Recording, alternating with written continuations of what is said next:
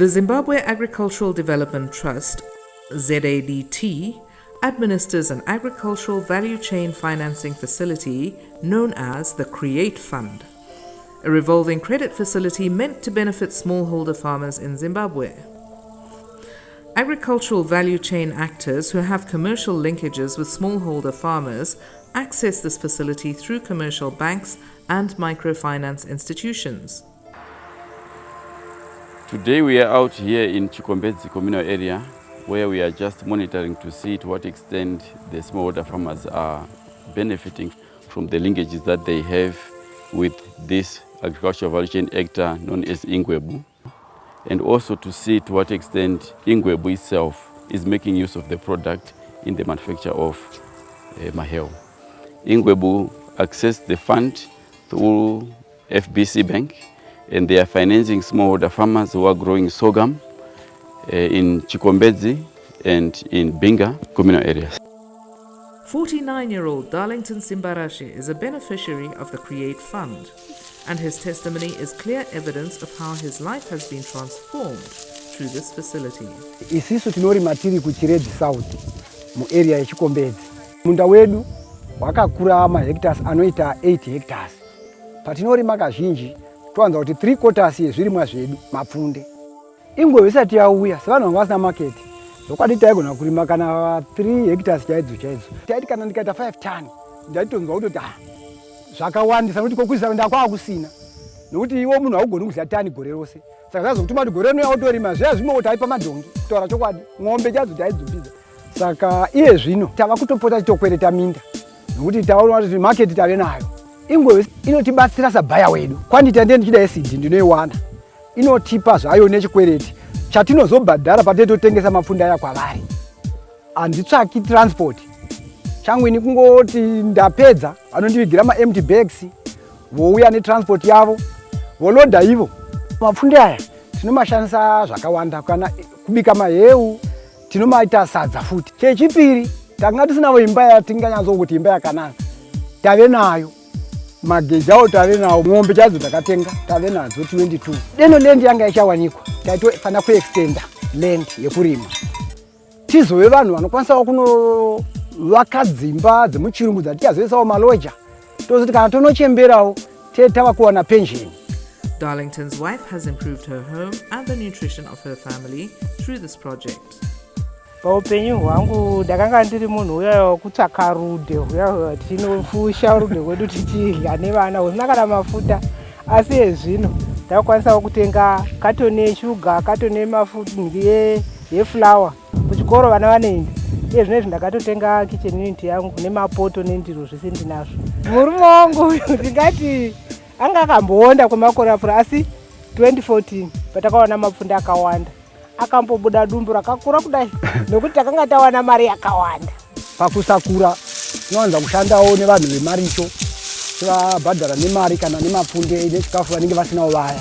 Tine muchini watakatenga uchiita $4.5 US. Unotibatsira kuti zviite fast paugaya. Unogona kutiitira 8 tons per day. Tingatitengerwa ne290. Mari yandinozoona yande chiti ndeyangu. Pa 290, 190 nenditi imari yangu ini. David Nyati has been farming since 2007, but the laborious process of selling his sorghum forced him to look for a new and profitable market opportunity. His discovery has opened doors for many farmers who did not have a market for their sorghum. Tairimira delta azvinhu zvedu zvasingafambi zvakanaka. Chaitiremera zvikuru, taibva pano chinda kwaRare kutsvaka masaga, todzoka nawo, totsvaka zvemagonyeti isu toenda nawo kuHarare. Ndobva ndakasimuka ndikaenda kuBulawayo nditi titsvake mabhaya. Vakati taida mapunda akawanda, saka ndakazomanya ndotsvakawo vamwe kuti tidini. Takatanga Ingwebu tiri 7. Ndakazorima neng'ombe ndikata 30 ton. Ndibva ndabva ndaenda kuSouth Africa ndikanotenga tractor 5,000, ngati 5,000 youths. Saka ndobva ndakatenga zvino kuti hazvinotoda kurima, torimira Ingwebu. Pandakatenga tractor ndikazotenga geja, ndikazotenga solar panel yemvura, ndikaona kuti azvo zviri kufamba zviri kuenda mberi. Ndindokutenga zvakatanga kuwana kambani yekutengesera muchina. Ndibva ndavandoudza ndaona muchina pano wokuti wokupura mapfunde. Ndibva ndauya newangu. Rubatsiro ruzhinji tati kuwana kuingwevu. Varimisi vamwe tachiwana veingwevu vachiuya kuzotibatsira zvimwe. Mbeu vaitivigira mbeu votipa mbeu pano yeuyeswa pano. Kubva nzvimbo yose vaiuya vachizotora mbeu pano. Masaga vaitivigira vachiti hatidi kuti muri mafambi toda kuti muri basa renderi kurima. Nyangwe mari vachiti katatengesa hakuna muri munofambira mari kutaundi. Ndikaona kuma 35,000 user. Ndo pandakagara pasi ndaida kutenga tractor nerori. Rori ikachita mari yemune yanga ya 15,000. Imwe mari ikasara ndikafunga kuti zvina nditenge tractor nekuti tractor yangu yarinayo ndei duku. Ndoona kuti tractor yangu yava duku ndoda kuti nditenge zvine imwe tractor huru. Nekuti ndoona kuti minda yangu iri kuramba ichikura. Ndine munda ndikangoti 33 hectares ipapa. Ndine umwe munda uri kune 8 hectares. Kozova plot yezvonde 17 hectares.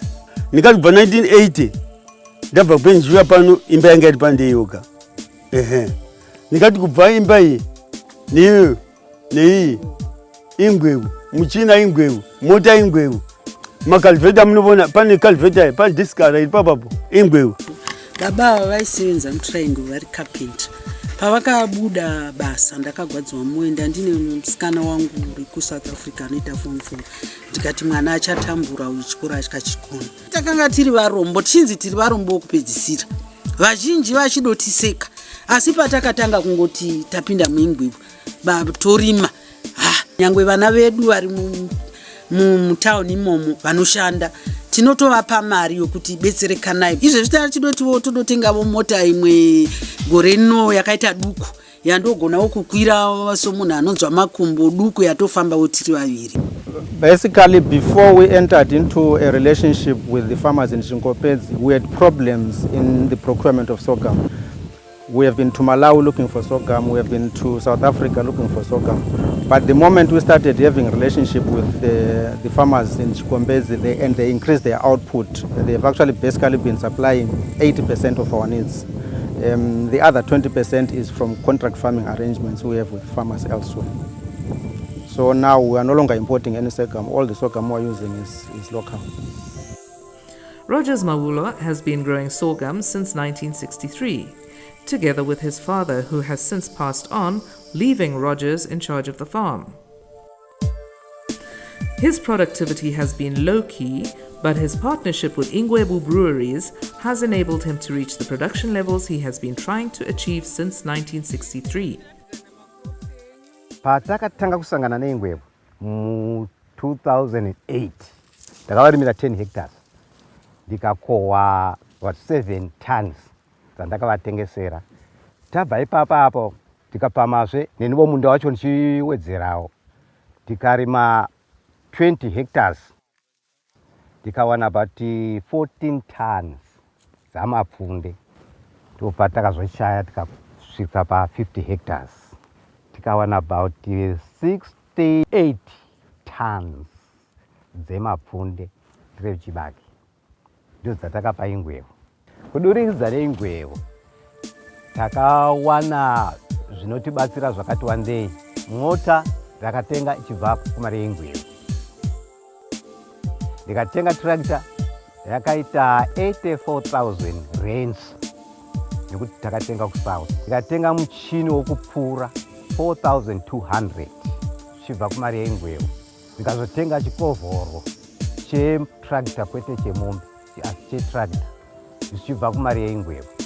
Ndikatenga masolar panel akaita 6,000 achibva kumari yeingwevu. Ndoona soti gore rino nyangwe 100 times ndaidzisvitsa. Asi nenzira yokuti Mwari wakazoitawo basa ravo, ndofungidzira kuti kuma 30 tons ndofanirwa kuti ndibude nadzo. We also have the opportunity to visit Ingwebu itself to see how they then onward process the sorghum to make maheu for the market. Hlahla Ndebele and Mr. Ndlovu lead a tour to see how the harvested sorghum is processed from the grain into maheu. Before we use our sorghum grain, we have to germinate it or we have to malt it so that we achieve enzymes that we desire for growing purposes. What this thing does, it is the pre-cleaning stage. We'll fill this place with water and we'll pump air in it, and the chaff is going to go through the chutes and it will be washed away. From here, the grain is transferred into the second stage of malting process, which is called steeping. These are the steeps. Part of the functions of these two is to make the grain moist so that it can germinate. Then after this, it will be pumped down to the germination boxes. This is a germination box. As you can see, you are standing on perforated sheets. They have to be perforated because once you fill this up with grain, you pump the air underneath here so that it keeps on aerating the grain. Because when it germinates, it needs water, it needs air, and temperatures as well. The grain is pumped to the kiln where the malt is dried before it is used. It has to be dried because at a certain point we have got to store it. If you store it with too much moisture, it will go bad. So this is the place where it is dried. There is a system of blowing air. There is also a floor underneath here. It's also got a perforated bottom to aerate as you dry. You've dried the malt, you now have to pump it into the silo system. It's going to be the right temperature, the right moisture level, so that when you put it in here, it should keep for a very long time. Eventually, you'll be turning it around so that it keeps its condition. You then pump it into the mill, where it's going to be ground into meal, and then it goes into the cooking plant. The germination boxes to the kiln and out should be around 7 days. This is the Maheu plant. This is where all the conversion takes place. The ingredients are mixed here, and once they are cooked, they are then processed in this machine. It gets date coated, then it gets labeled, then it goes and gets packed. Then in 12s, and then it goes through the shrink wrapper. Then it gets received on the other end of the line. Then it goes into the warehouse for picking. This is our warehouse of Maheu, where we store our product according to date of manufacture and also according to different flavors. From here, it then gets loaded into trucks into the market. It is interesting to note just how the Create Fund facility has empowered communities as, through the value chain, an expanded market has been created.